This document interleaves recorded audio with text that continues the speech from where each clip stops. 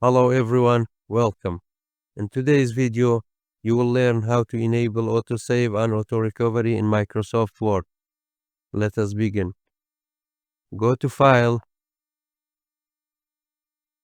click into More, Options. Fourth option is Save, click into Save. Here you have AutoSave files stored in the cloud by default in Word.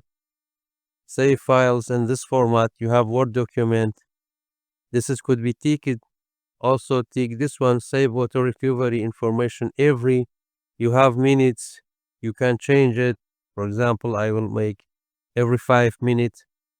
Then keep the last auto-recovered version if I close without saving. If you close your document and with no saving, will be automatically auto-recovered. I'll tick this one also. Here will be the exact location of your document to be saved. You can save wherever you want. And then OK. Thanks for watching. I hope you found this video to be helpful. For more daily tips and tricks, subscribe us and leave your feedback in the comments.